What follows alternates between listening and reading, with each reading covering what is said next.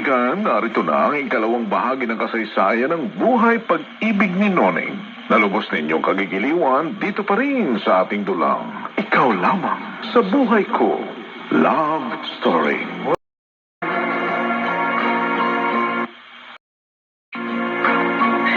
Hindi. Hindi pwede sinasabi mo, Bibet. Hindi. Pero Noneng, tayo lagi magkasama dito sa kwarto. Pinagkatiwala mo nga sa akin yung lihim na ginawa sa'yo ni Don Augusto eh. Kaya hindi nakapagtataka, magdalang tao ka. Pero ayoko nito. Lalo akong hindi makakaalis sa kanyang poder. Oo, naiintindihan kita. Pero sana naman, pakinggan mo rin yung payo ko. Kapag itinuloy mo pagtakas ngayong gabi, lalong maraming taong mapapahamak. Talagang hindi na ako maaaring umalis, Bibet. Hindi ko kayang umarap sa mga magulang ko na ganito ang kalagayan ko. Pero anong gagawin ko? Magiging isa akong ina at walang ama ang aking isisilang. Ano ka ba? Si Don Augusto ang ama na pinagbubuntis mo. Kaya ang pinakamabuti mong gawin ngayon, ipagtapat mo sa kanya ang kalagayan mo.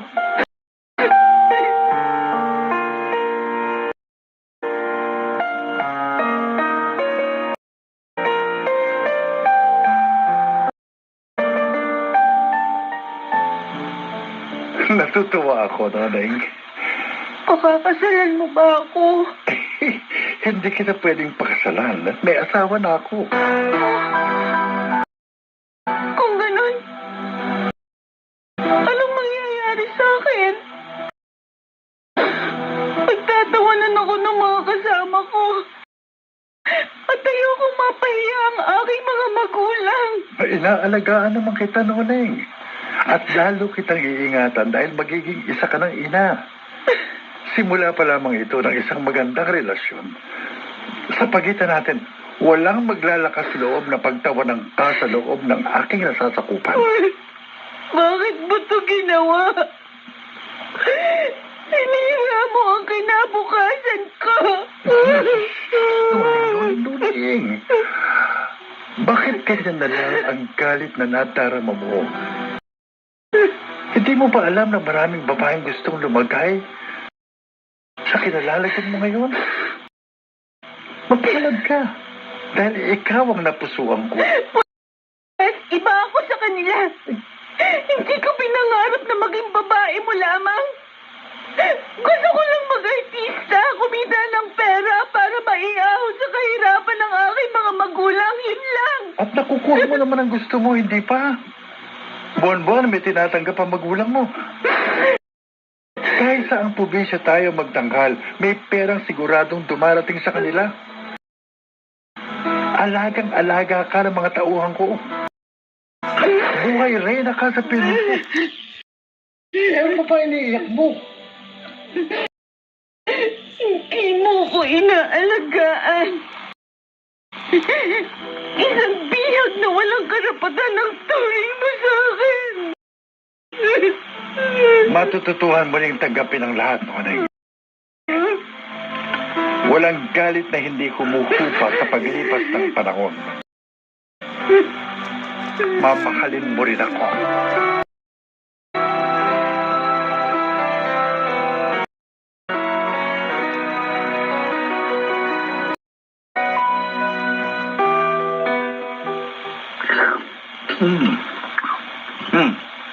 Hindi mo ginagalaw yung pagkain mo.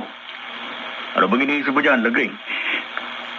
Ilang buwan na nating hindi nakikita si Noneng. Nag-aalala ako sa ating anak. Kasalanan mo yan eh. Kung hindi ka naging sakitin, hindi ka pa uuwiin ni Don Augusto. Sa'yo ko pa naman ibinilin si Noneng. Pero hindi ko rin alam ang nangyari sa akin, Pedring. Bigla akong naging mahina at halos hindi makakilos. Bumuti nga lang yung pakiramdam ko na makauwi na ako rito. Siguro naman, tinatrato nila ng maayos ang ating dalagita. Pedring, gusto ko sundan ang grupo ni Don Augusto. Alam mo ba kung saan sila susunod na magtatanghal? Hindi nga eh. Pero pwede siguro ako magtanong sa opisina nila sa Maynila. Alam mo bang puntahan sa Maynila ang kanilang opisina? Ha? Nakalimutan mo na ba? Ipinahatid ka ni Don Augusto sa kanyang kotse. Kaya ka nakauwi dito sa ating probinsya. Ngayon kung may tarjeta ka man lang ng address ng kanyang opisina, maaari siguro nating matuntun kung saan yun. Oh, Diyos ko. Oo nga, ano. May tarjeta ng kanyang opisina. Wala tayo na itago. Ano ba? Alam ko na. Yung kontratang pinapirmahan niya sa atin, hanapin mo yun. Sigurado doon, may makikita tayong address ng kanilang opisina.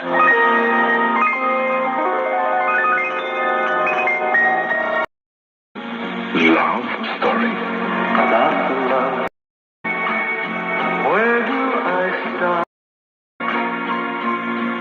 Augusto, bakit ba patuloy mo sinasama sa pagtatanghal natin yung kabit mo na si Noneng? Ang laki-laki na ng tiyan ng babaeng yun. Hindi na magandang tingnan. Hindi naman nahalata ng manonood dahil pinagsusuot ko siya ng maluwag na terno. Nagseselos ka lang sa kanya, Yeda. Bakit hindi ako magseselos? Mula nang dumating siya sa grupo natin, naging katulong na lang ang turing mo sa akin. Turuan mo naman si Noneng na ganito, bihisan mo siya ng ganito, turuan mo siya maglagay ng kolorete sa mukha, lumakad ng maganda, kumilos ng pino. Dahil ikaw ang nakakaalam ng lahat ng yan. Oo, ako nga. At yan mismo nagustuhan mo sa akin noon. Pero ngayon, isa na lang akong sa mga tauhan mo. Hindi mo matanggap na hindi na ikaw ang reyna ng aking kaharian. Walang iyak ka. Pinagtatawanan mo na lang ako ngayon. Sasampalin mo ko? Ha? Ano? Sige, Ah! sige. Tuloy mo. Subukan mong lumaban sa akin at palalayasin kita rito. Tingnan ko lang kung saan ka pa maaaring pumunta ngayon, Hilda. Napakinabangan na kita at pinakinabangan mo rin ang kayamanan ko. At kapag hindi mo tinigilan ang lahat ng ito, wala ka nang maaasahan sa akin. Babalik ka sa pinanggalingan mo at puputi ang buhok mo. Kulubot ang balat mo na wala ka kahit isang kusing na pera.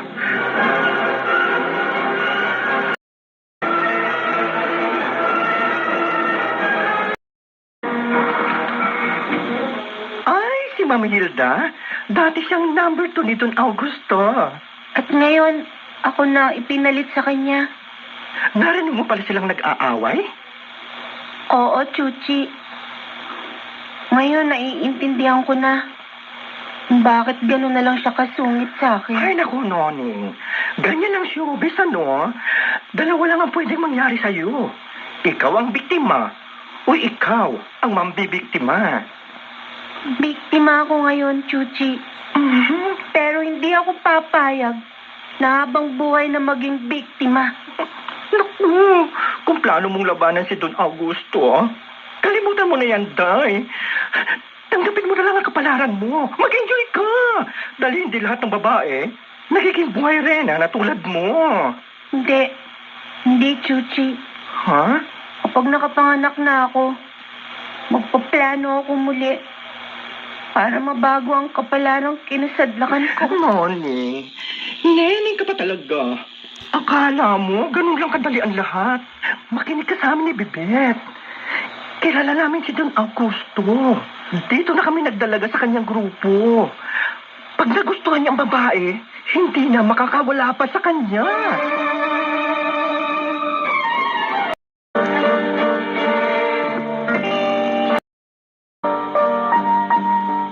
Pedri, wala eh. Wala sa mga papel na ito ang kopya natin ng kontrata. Sandali. Nag-iisip ako.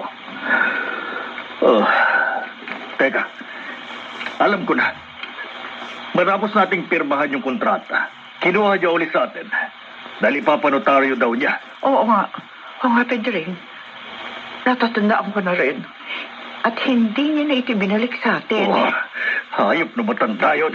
Masyadong tuso. Pero teka, bakit ka ba nagagalit? Dahil hindi natin alam kung paano susundan ang anak natin. Walang iya siya. Huwag kong mababalita ang ginawa niya ng masama ang ating dalagita. Dahil kung hindi, magkakamatayan kami. Magkakamatayan kami! Love story.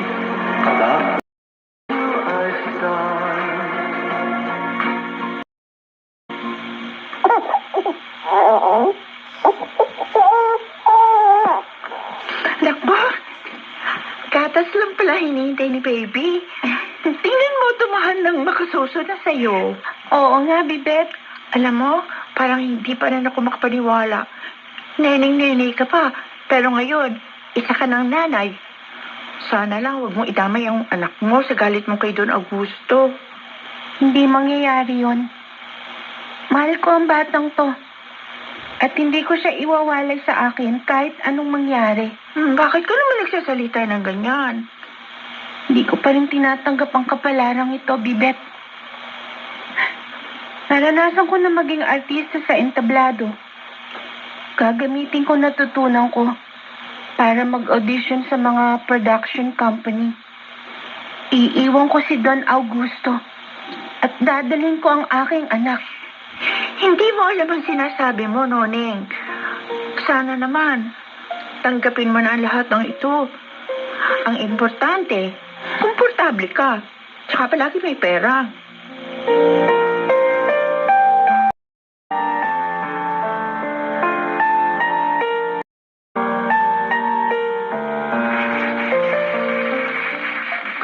Thank you! Thank you very much! You will see a second performance of our group after an hour. Oh, ibaba natin nun. Magmemerienda muna ang lahat. Pagkatapos, balik tayo sa stage. Wala, merienda mo tayo. Nakapagod, Chuchi. Ay, oo nga, Bibit. Mahirap talaga itong nasa chorus dancers tayo. Sige, mauna na ako sa backstage, ha? Okay.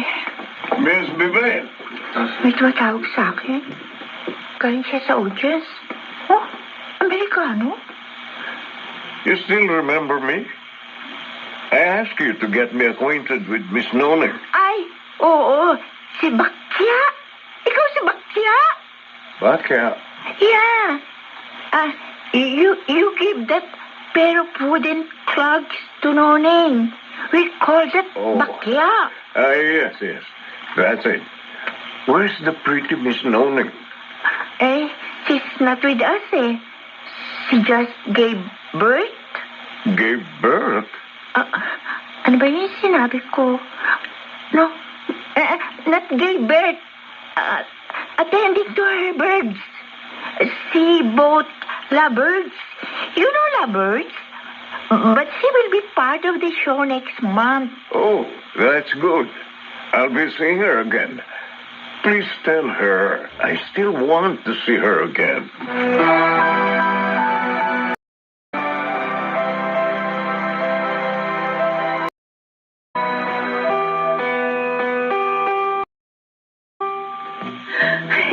Talaga? Magandang balita yan, Bibet. Pwede ako matulungan ni Wilson kapag nagkita kaming muli. Paano matulungan? Baka kabang mabugbog ka ni Don Augusto. Kapag nalaman niya sinusundan ka ng Amerikano si Wilson. May pag-asa pa rin ako sa kalagayan ko. Nakikinig ka ba sa sinasabi ko? Kailangan magkita kami ni Wilson sa lalong madaling panahon. Bibet, tulungan mo Ay, ako. naku, hindi na, no? Hindi mo yata kilala si Don Augusto. Kapag natuklasan niya iniisip mo, sigurado, pati ako, malilintikan sa ibubungo ng plano mo.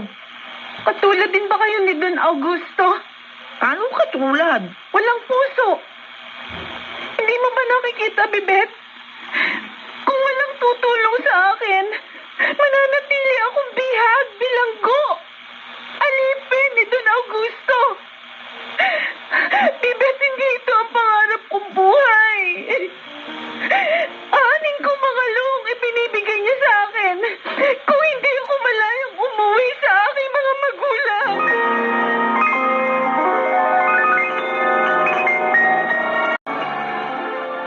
May mga taong matapang lang sa labas, pero duwag sa kalooban. Duwag si Augusto dahil dinaan niya sa dahas si Noneng. Patunay patuloy niya itong ibinibilanggo sa isang buhay na labag sa kalooban ng dalaga. Makalaya pa kaya si Noneng sa kanyang kapalaran?